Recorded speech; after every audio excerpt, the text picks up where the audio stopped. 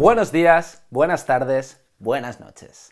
Sean bienvenidos a mi canal. Soy Antonio Tudela y para aquellos que aún no me conozcáis, fui y aún hoy sigo siendo discípulo de Antonio García Trevijano.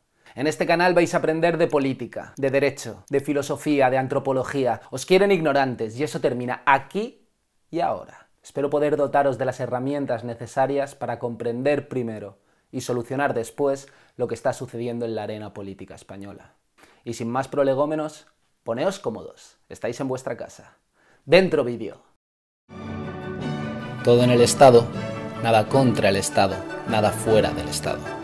Benito Mussolini. Mientras nos repiten hasta la saciedad que la soberanía nacional reside en ese vergonzante plato televisivo que es el Congreso de los Diputados. En el vídeo de hoy nos vamos de cumpleaños. Vamos a dar un repaso a la Constitución Española de 1978. Pero repaso. Al final del vídeo espero que seáis capaces de comprender que la Constitución es el problema y no la solución a nuestros males. El constitucionalismo es un problema simbólico y no solo de tipo legal. Existe una ligazón antropológica, moral y cuasi litúrgica de la que urge desprenderse cuanto antes. Y para eso está este vídeo. Lo primero que tenéis que entender es que un símbolo, para ser tal, requiere de un acto fundacional. Eventos baptismales, que los llama Bourdieu. Y lo genial de todo esto es que aquí no pueden destruir las pruebas. La primera impresión de la Constitución española saldrá siempre, al igual que el nombre de Juan Carlos I, bajo el aguilucho franquista y el lema "Una, grande y libre". Suerte negando la mayor, constitucionalistas. Suerte con eso. Como ya sabéis, el lenguaje juega un papel capital en la subordinación y en la dominación cognitiva. ¿Recordáis cuando en el anterior capítulo os dije que desde la transición toda personalidad pública había dicho, casi de manera compulsiva, la palabra democracia? Pues bien, de la transición y hasta hoy. Este fragmento, estos cortes, mejor dicho, es solamente de hace una semana. Disfruten. Democrática, constitucional, democracia, constitución, constitucionales, democrático, constitución, democracia, constitución, democrática, democracia, constitución, democrático, democrática, constitución, constitucionales en democracia y constitución. Recordaréis que os expliqué en el anterior episodio que España no es una democracia, sino una partidocracia. Y eso explica la necesidad que tienen de bombardearnos constantemente con la palabrita. Pues bien, como he dicho al principio del vídeo, si resulta que la Constitución no es la solución, sino el problema, también se justifica que para mantener el carácter simbólico del régimen nos bombardeen con este otro significante.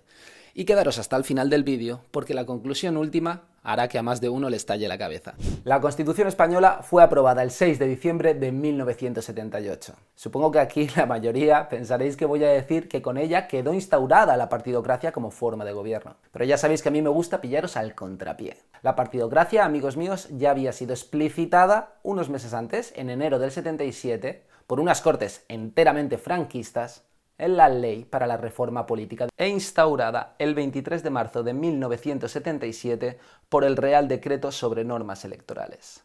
La esencia de las formas políticas se desprende del magma electoral.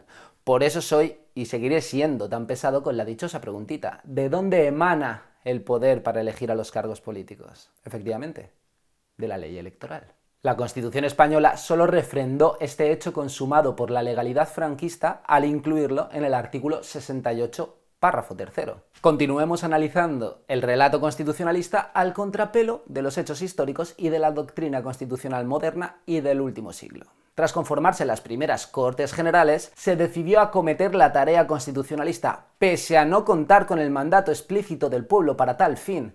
Y es que para hacer una Constitución se requiere convocar elecciones a Cortes Constituyentes y no elecciones generales ordinarias, como así fue. Esta es la diferencia que establece Carl Schmitt entre el poder ya constituido y el poder constituyente. Por tanto, tanto la reforma para la ley electoral como la Constitución siguieron la legitimidad y los requisitos de las leyes preexistentes, convirtiéndose en sentido estricto en la octava y novena ley fundamental del reino. No es solo una cuestión de que en el poder se mantuvieran las mismas caras, que también, sino que se trató de una transición reformista, de chapa y pintura, de las instituciones franquistas. De la monarquía de Juan Carlos I, nombrado a dedo por Franco, saltándose la línea sucesoria de la dinastía Borbón, o por poner otro ejemplo, de la Audiencia Nacional, antiguo tribunal de orden público franquista. Y es que donde hay reforma es porque no hay ruptura. Pero bueno, eso ya es para otro vídeo. Así, el 1 de agosto de 1977 nacería la Comisión de Asuntos Constitucionales y Libertades Públicas, que nombró una ponencia formada por 7 delegados de los distintos partidos, y con ella nació la leyenda, el mito, los padres de la Constitución. No obstante, 4 meses después, el 22 de noviembre, la revista Cuadernos para el Diálogo sacaría a la luz el borrador de los 39 primeros artículos de la Constitución que esta ponencia estaba redactando con severo secretismo. De hecho, fue un escándalo para la opinión pública. Y no es para menos. ¿Qué prácticas mafiosas son esas de hacer una Constitución en secreto? Como veis, no han cambiado tanto las cosas desde entonces. A partir de esta ruptura del silencio, los ponentes, los padres de la Constitución, se quejaron públicamente de esta indiscreción, diciendo que era contraproducente que el público supiera que estaban redactando una Constitución. Y de hecho, uno de ellos, Gregorio Peces Barba, rompió su colaboración con Cuadernos para el Diálogo. Y no fue hasta la primavera siguiente, de vuelta al secretismo y con los famosos pactos del mantel, que no se reanudó la redacción del texto constitucional. De las más célebres tenemos las reuniones en el Parador Gredos o en el restaurante José Luis, donde los número 2 de UCD y PSOE, Abril Martorell y Alfonso Guerra, respectivamente, se reunían hasta altas horas de la madrugada y avanzaron tanto que, según información de Victoria Prego, pactaron en la noche del 22 de mayo hasta 25 artículos de la Constitución española. En vista de que este sistema clandestino funcionaba, a la postre se invitó a estas reuniones a los delegados del Partido Comunista y de los nacionalistas regionales. ¿No os parece que estos hechos contradicen el eslogan y el relato, de hecho, al completo, de la Constitución que los españoles nos hemos dado? Así, el consenso, fetiche por excelencia de las oligarquías, funcionó como motor constituyente del régimen. Se le dio apenas un barniz con la apariencia democrática del referéndum, que referéndum realmente fue un plebiscito de ratificación sin posibilidad real de elegir, en el que se preguntó a los españoles si querían quedarse en el franquismo o aceptar lo que habían pactado los partidos por y para ellos. Si lo piensan, incluso los partidos que habían mostrado su oposición a Franco renunciaron a la República, todo a cambio de saciar sus ambiciones de poder y de obtener el sistema electoral proporcional. La Constitución se aprobó en Cortes el 31 de octubre de 1978 y el 6 de diciembre se ofreció al pueblo en plebiscito. El 27 de diciembre, Juan Carlos I, en otra muestra de que el régimen es una reforma del franquismo, no juró la Constitución como sí había hecho anteriormente con las leyes fundamentales del franquismo, sino que simplemente la sancionó, demostrando que su potestad no emanaba de la Constitución, sino que la Constitución emanaba del poder otorgado por Franco.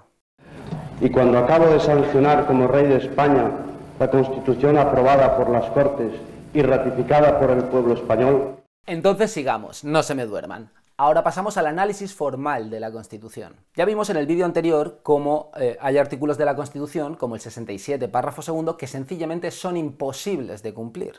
Y si el sistema proporcional se encargó de que no existiera separación entre los poderes legislativo y ejecutivo, es el título sexto de la Constitución del Poder Judicial, especialmente a partir de la reforma de Felipe González de 1985, el que impide taxativamente que el Consejo General del Poder Judicial, que es al que se le presupone la salvaguarda de la independencia judicial, y los altos tribunales, que por cierto son los únicos con competencia para juzgar a los políticos, sean independientes de los partidos. Y por más que los voceros del régimen repitan que el Consejo General del Poder Judicial no es el Poder Judicial, porque según ellos lo son todos los jueces, nosotros ya asumimos que los jueces de primera instancia, si a mí se me va a juzgar por un delito o tengo que ir ante un tribunal, no se me va a juzgar en función de mi ideología, porque es lógico pensar que hay jueces de derechas y jueces de izquierdas. Eso no importa, lo que importa es quién tiene la competencia para juzgar a los políticos, los del Tribunal Supremo. ¿Y cómo llegan hasta el Tribunal Supremo? Para empezar, el Consejo General del Poder Judicial comparte presidencia con el Tribunal Supremo. Esto Carlos Lesmes lo sabe bien. Si este órgano de gobierno es el encargado de las promociones, de las sanciones, de los ascensos, etc., ahí es donde está el poder real. Y esos 20 vocales que componen ese órgano de gobierno son, ni más ni menos, que elegidos por tercios por el Parlamento, es decir, por los partidos. Es que la Fiscalía, ¿de quién depende? ¿De quién depende? Sí, del gobierno. Pues ya está. Pues ya está. Y de esta manera, amigos, se cierra el ciclo partidocrático de control absoluto del poder. ¿Recuerdan? Un solo poder y división de funciones. Además, la Constitución cumple la función de mitificar el régimen como virtuoso, inscribiendo una serie de derechos otorgados que los partidos ignorarán cuando les sea conveniente, como puede ser el ya mencionado derecho a la libertad de expresión, o principios regidores como el derecho a una vivienda digna, como si por el hecho de inscribirlo en un papel nos fuera a caer a todos una vivienda del cielo, o que la riqueza del país está totalmente subordinada al interés general. Os prometo que haremos un vídeo, probablemente en el mismo en el que desmontemos la doctrina de Rousseau, hablando del bien común, el interés general y toda esta metafísica. La cuestión es que todo esto funciona como propaganda para hacer homologable el régimen español al resto de Europa. Como si ser equivalentes a Europa fuese garantía de algo. Yo tengo la hipótesis de que esto se hace para calmar los complejos tanto del posmoderno medio como del perrevertiano medio, que piensan que algo, simplemente por el hecho de venir de afuera, ya es mejor. Además, la Constitución dejó abierta la puerta a la fragmentación nacional, incluyendo la doctrina de la plurinacionalidad y legitimando así el separatismo a través del marco autonómico. En este sentido, las comunidades autónomas crearon además duplicidades administrativas, multiplicando con ello el número de cargos políticos y creando toda una red clientelar caciquista a lo largo y ancho de España. Pensad en todos los casos de corrupción surgidos a partir del modelo autonómico. Por mencionar solo unos pocos, los ERE en Andalucía, el 3% y el caso Pujol en Cataluña, la Púnica, la Gürtel, Valencia, Madrid, por mencionar solo algunos de los más recientes. En resumen, y de vuelta a la actualidad, ¿la Constitución destruye la nación como rezaba la famosa pancarta de Ferrat de hace unas semanas? La respuesta es rotunda, sí, no hay duda. Esta carta otorgada, redactada por y para los partidos, supone una farsa que soslaya su origen franquista y su esencia despótica. Se presenta como si fuera democrática y virtuosa y destruye la unidad nacional bajo la que se fundó. Porque hay una pancarta que a mí me tiene perpleja, ¿no? Que dice: la Constitución destruye la nación. Sí. Claro, hay que explicarle.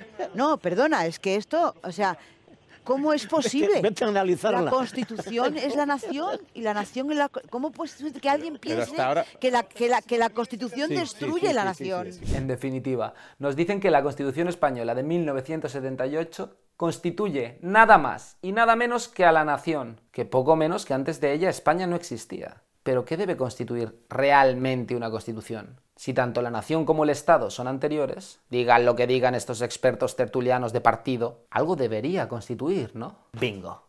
Lo que debe constituir una Constitución no es ni más ni menos que el control del poder político. La separación de poderes. Y de esta premisa se deriva el plot twist final, amigos. España no tiene Constitución. Feliz cumplenada, oligarcas. ¡Ey! Antes de marcharte, si te ha gustado el contenido, suscríbete. Y si quieres, déjanos un like para ayudarnos a que el vídeo sea más visible en YouTube. También puedes seguirme en todas mis redes sociales, que las tienes en la descripción. No te quito más tiempo. Espero que pases un buen día, tarde o noche. Gracias por leer y nos vemos en la próxima entrega.